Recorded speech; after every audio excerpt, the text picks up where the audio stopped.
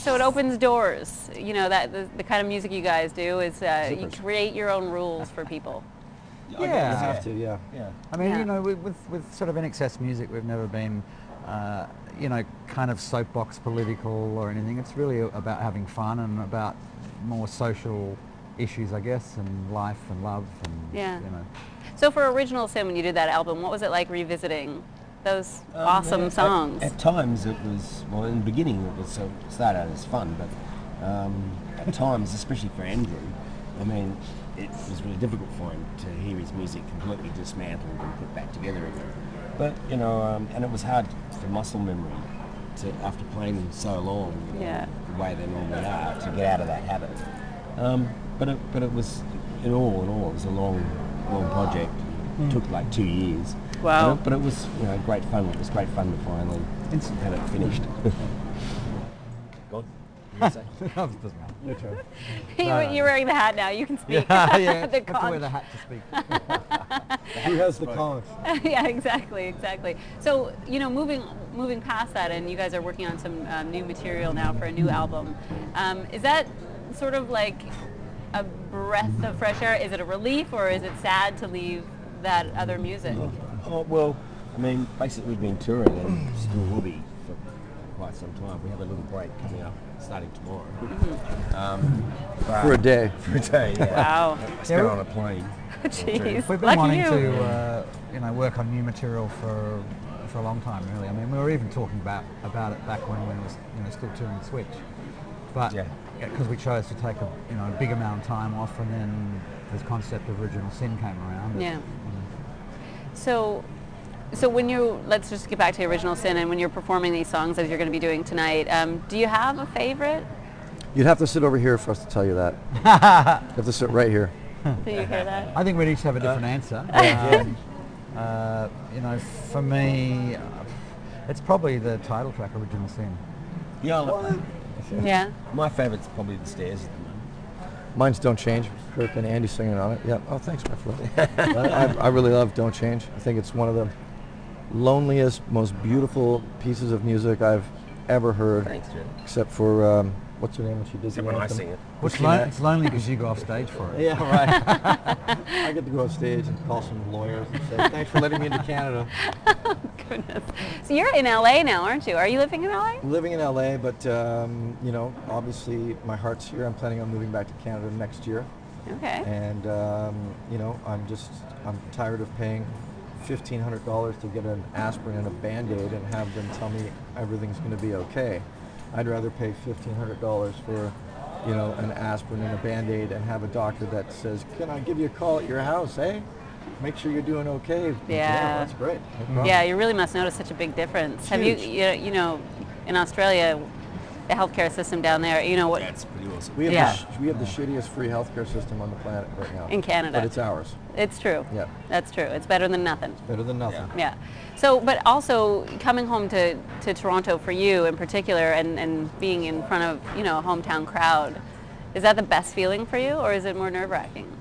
It's bittersweet. I mean, you come home to your home crowd and you have your hometown and you have crowds and crowds of your family and friends that all of a sudden, because you share the same last name or you were in grade 8 with them, decide, well, hey, I need to get backstage too. I know that guy. And it's the same with when we're in Australia for the band. Yeah. Everybody wants to go to the show. Everybody wants to whatever. And it becomes another part-time job while you're here. Yeah, you find you're sort of busy worrying and making sure everyone's okay and everyone's happy and everyone got in all right and blah blah blah, and you know, when really you should be sort of, you know, backstage getting ready for the show. Exactly. Having said that, I mean, to be honest, from a performance point of view, we kind of feel pretty much at home in a lot of places. Yeah, of course you do. Yeah. You know, whether it be Toronto, Vancouver, Montreal, anywhere in Canada, LA, Detroit, Chicago, New York. Not a Kiki Chili though. Not a Kiki Chili. Not a Kiki Chili. Not a place I'd like to call home. That was really 30,000 people, but it was just strange. Yeah. Why? Well, 30,000 people that charged us 50 cents each to get our equipment out of the Are you out of the serious? venue. Something like that, yeah. Oh. But that's what you folks don't know at home. sometimes you have to have your stuff taken hostage before After you can call the yourself a show. rock band. Yeah. The gear taken was after the hostage. Yeah. stuff. Wow, because you guys you just came off of South America and Yeah. you're in Australia and all that stuff. I mean, do you just I mean, you're We doing chase what the you sun. love. I know you are doing what you love, but still you're human beings. Yeah. And Yeah. it must get exhausting. I mean, There is no time zone. You know, like Right. Right. the South American crowd's just fantastic. I mean, that's another place I was going to say we feel totally at home in. I mean, very few of them actually speak English, but yet they sing every word. Yeah. That must be the best feeling. It is. It's great. It really is. Yeah, Yeah. it's great. It's great. Now, you hurt yourself when you were away. You hurt an ankle. I did. heard. I'm actually stretching out my leg right now. I tore the ligaments in my ankle, but you know what? Nobody's paid money to see us be injured, so it doesn't really matter. But how did you? I mean, what happened? Just playing for beautiful crowds. We were in Australia, ran out into the audience, and kind of, you know how they say things happen in slow motion? Yeah. Well, I fell, I stood up, and I thought, I can't move until I saw about 10,000 screaming people going, and I went, He's alive.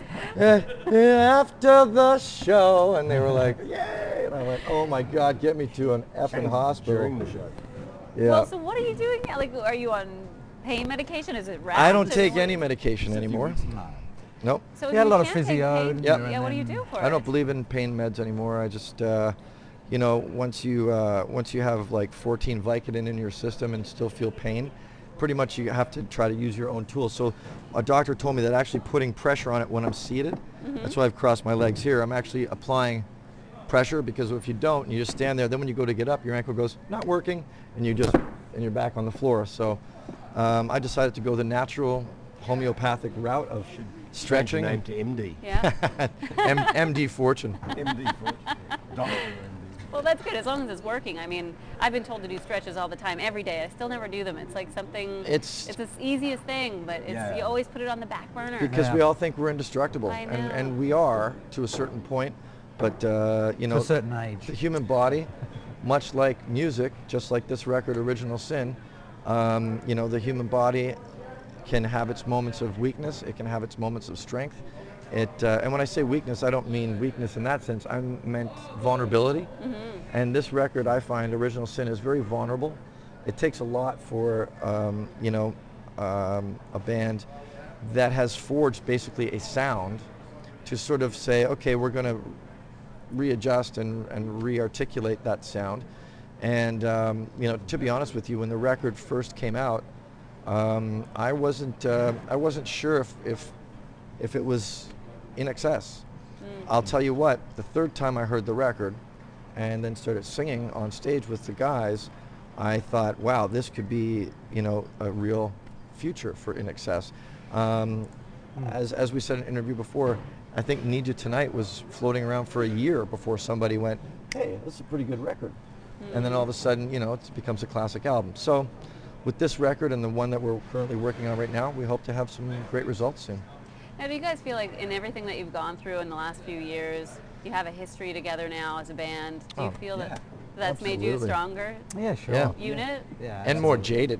No, I'm just kidding. You have to be jaded to be strong. Yeah, more JD. Jaded Fortune. You are Jaded, good with that, yeah. jerk. So yeah, it's kind of like it makes you a stronger. We're a Yeah. band. We're a band now, Band. you know? We're Yeah. a band. And we're not going to, there's no more bullshit about is the guy in the band, is he out of the band? Is he, I mean, look, here's the bottom line. Come out and see the show. You be the judge if we're a band. That's it.